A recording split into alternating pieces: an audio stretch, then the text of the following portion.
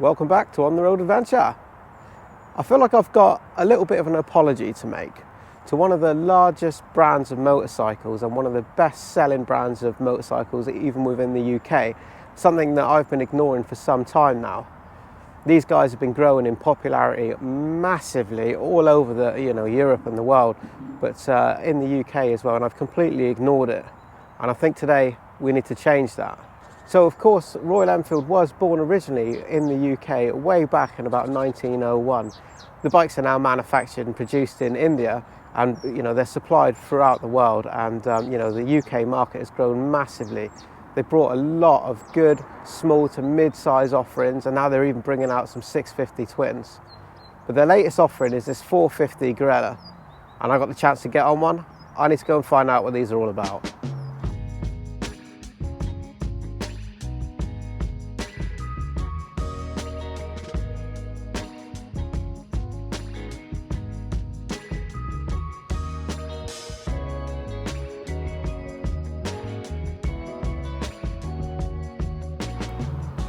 So this is the 450 Guerrilla Royal Enfield. So what's this little bike all about? Well, I think that Royal Enfield have the middleweight bikes really sewn up. These guys know what they're doing. They're supplying bikes at a fantastic price that suits so many people in so many different ways. I think Royal Enfield figured out very fast after their huge success with the original Himalayan that people don't always want a huge, big, heavy adventure bike. We don't always want massive amounts of power and all the costs associated that come with it. Sometimes simple is best. For me, the original Himalayan, it just wasn't up to the job. It was only 24 horsepower, and if I'm honest, I didn't really have faith in it. It just wasn't sufficient for me and for what I need. Would I trust that to take that around Europe? But obviously I was wrong. As many people have proven, it's been used all around the world in some of the harshest conditions and has proved itself to be quite a reliable bike. Now Royal Enfield have realised, that some people just want a bigger version of that, and they've come up with this 452cc Sherpa engine, single cylinder, that's now water cooled, which means that the power is almost doubled to 40 horsepower. So does that translate to a bike that, perhaps people who have been using much larger machines would want to now step down to and use? And does it put it in that usable range for everything that we could do on a bigger bike and still save the costs? Well, let's jump on it. We'll go for a ride and we'll find out.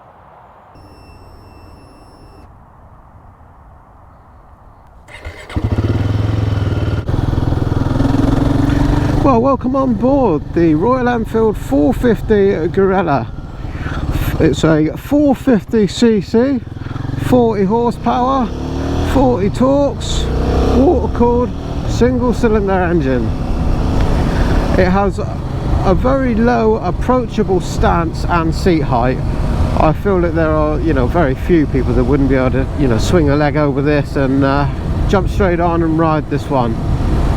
It does fit within the A2 category, and if I'm honest, that's who I've always felt that these bikes were being aimed at.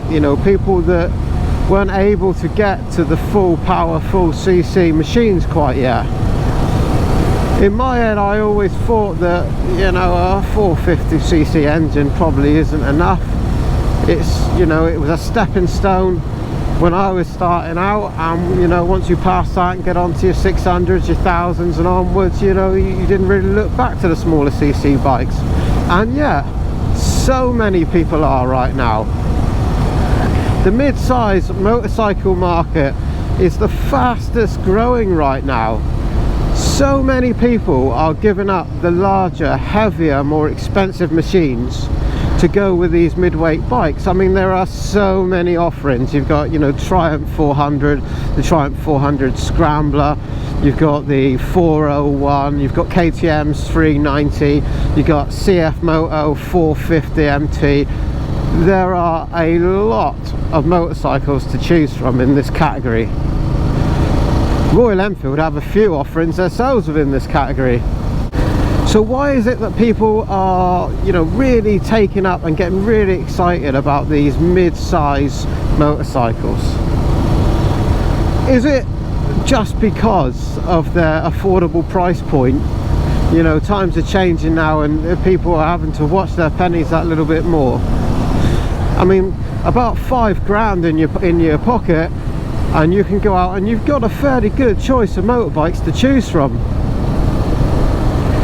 Your tax, your insurance, your fuel costs, all of those things are considerably lower than a large motorcycle. I can guess that living with a bike this size is probably, you know, a lot easier, pushing it around, getting it in and out your garage, getting in and out of car spaces, that sort of thing. You know, although this isn't a particularly lightweight bike on paper, actually moving it around and sitting on it, it feels incredibly light. It feels like a small toy, but not necessarily in a bad way. The question is 450cc, 40 torque, 40 horsepower enough? So the Royal Enfield 450 does come with a couple of specs, and it all circles around this screen. I think Royal Enfield realised that not everybody of their customers want to be able to connect their phone and have a GPS. You know, a lot of the old school bikers, a lot of the people that are loving these machines from Royal Enfield, you know, they're not too worried about tech. So there's a couple of different options, whether you have the maps and things, and I'm not going to go into all the finer details. You know, there's lots of reviews out there, everybody completely pulls apart the spec. I want to know what these mid-size bikes are about. I want to, you know, I want to see what the draw is really. This one's in eco mode. They say that the eco mode is, you know, it's for leveling out the throttle a little bit, making it a smoother, more pleasant ride, up to around 3000 RPM, and then after that it's giving you more power. And then there's a performance mode as well, and that gives you its full power throughout the rev range. Now this is a single cylinder motorcycle, and so, you know, its bottom end should be fairly torquey. I have to say, it doesn't feel like a slouch. It does move along quite well when you ask it to, and like I say, I am still in eco mode. They tell me that this bike can achieve MPG of 80-85 miles per gallon, which is, you know, that's going on for double what my Africa Twin, for example, gives me. I can see you know, a strong draw there right away. Fuel is getting very expensive now, but the question is, has this bike actually got the legs to take you across Europe? Well, I have to say, at real world speeds, 40, 50, 60 miles an hour, you know, the bike clearly has got the power for that. There's no problem there at all. I'm not wringing this bike's neck. I'm doing 50 mile an hour, I'm in 6th gear, and it feels like it's plodding along at 4,000 revs. There's plenty more to give there, no problem. Particularly when you open the throttle, the bike does feel quite vibey.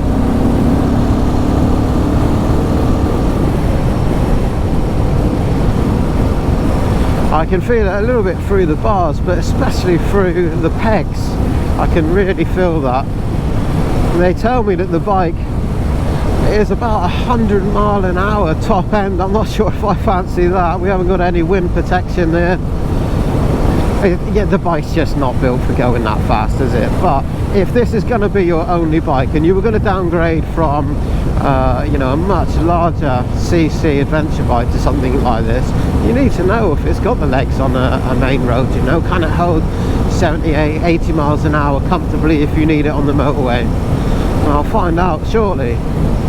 Well, although the bike feels very small, light and nimble, especially in stature, I don't feel, you know, uncomfortable riding it. Of course, I'm not sat up on a, you know, a nice big adventure bike in a big way. It's a completely different style. I would describe this bike really as a you know, a commuter that you could have fun on a Sunday ride.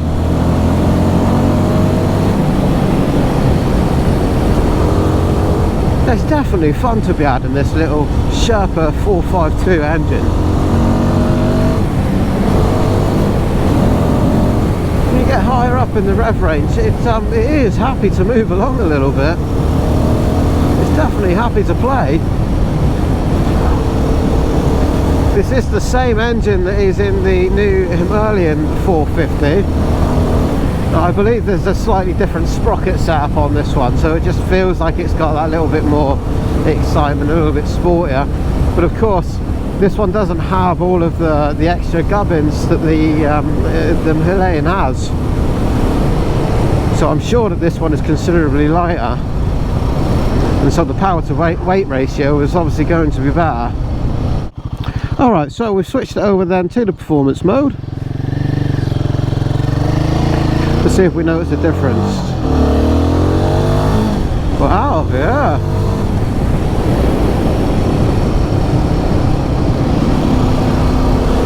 Wow, yeah, I can definitely feel a difference in the performance mode. The throttle response is definitely sharpened up.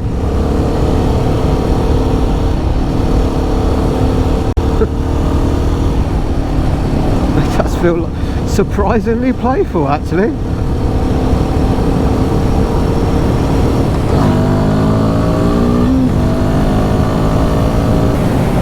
Wow, I am pleasantly surprised. Who knew the little 450 had the balls to put a smile on your face?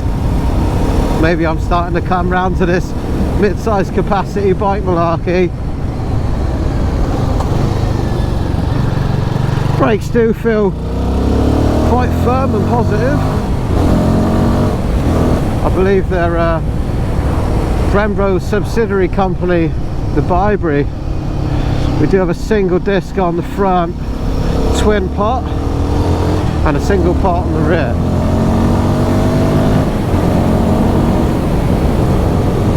Do you know, I can't believe this. I feel like, okay, yeah, sure, I am, you know, I am ragging the bike a little bit. I'm using the full range of the throttle there, but I'm having a lot of fun. They say it's much better to ride a slow bike fast rather than a fast bike slow, and I can definitely see that. But that's not a boring bike to ride at all. 40 horsepower, so, you know, that sounds like almost nothing when you compare it to you know, the bigger bikes that most of us have been riding for some years now.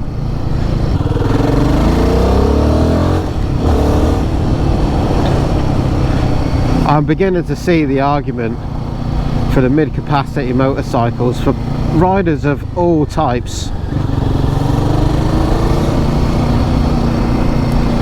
There is enough power in this bike to have fun on the A roads and in the twisties. I don't doubt that there is enough power to hold its own on the motorway. It's economical, it's cheap to buy in the first place, it's going to be cheap to insure, and a lower tax bracket makes you wonder whether the big, more expensive motorcycles make sense, especially when you consider that, you know, bikes now are getting madly priced. 20, 22, going up to, you know, £25,000 now. It is getting a little bit out of hand, and you can have this for £5 grand. So I'm left with absolutely no doubt in my mind that a mid-sized bike makes sense if you're riding in the city, if you're using it as a commuter, and if you're riding it on a Sunday, going out using it as your toy, as your plaything. Absolutely no problem at all. This is definitely enough power. So I'm not suggesting that you would go traveling with this particular bike. You know, there are better options for that, the Himalayan 450 for example, or the CF Moto 450. But has this got enough legs to actually get you to Europe? You know, could you do some big miles with this sort of power bike?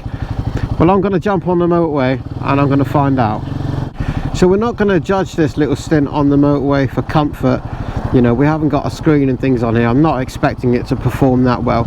I'm more interested to see if this has got the power to get to, you know, 70 miles an hour and still have some power to move out the way of things if you need to. I think that's where you really need you know, the extra power.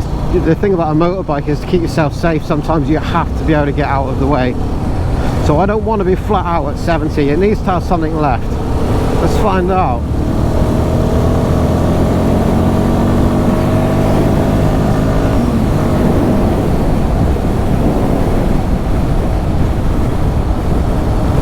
Well, first of all, absolutely no problem at all achieving 70 miles an hour coming down the slip road there. And I feel straight away that, you know, I have plenty of confidence in this to move out into lane 3, move past these lorries. I'm not at full throttle, I'm not really gassing it. Yeah, it still has more to go for sure. Vibrations though are definitely noticeable now at these speeds, particularly through the foot pegs. I'm not sure how long I could deal with that for really, especially if I was trying to go on a long tour with this one, but that may be specific to this bike. Power wise though, I have no objections to taking a 450cc 40 horsepower bike on the motorway, none. Absolutely fine, plenty of power. I'm completely confident I have enough power left in the tank to move out of the way if I need to.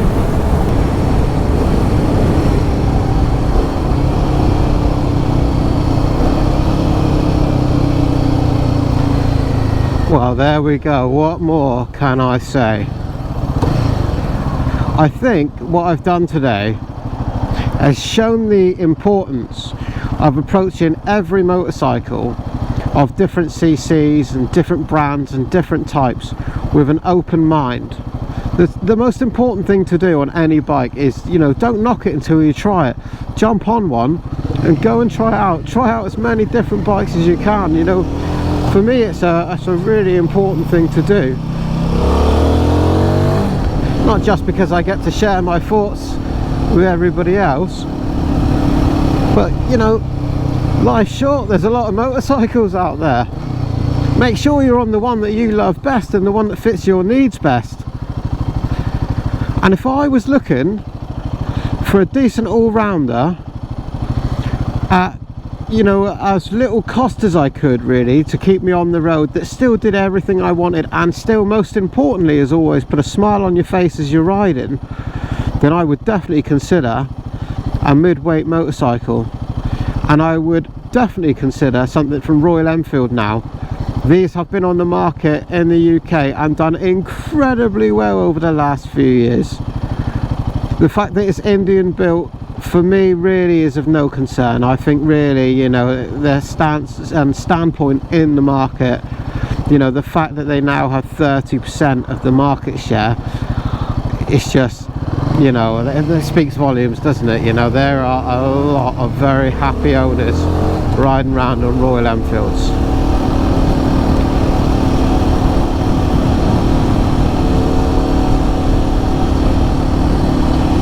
Well, that's it from me on the Royal Enfield 450 Guerrilla. There's my thoughts, midweight motorcycles, and I think you may well see me more often on something a little bit like this. See you in the next one. Love you, bye.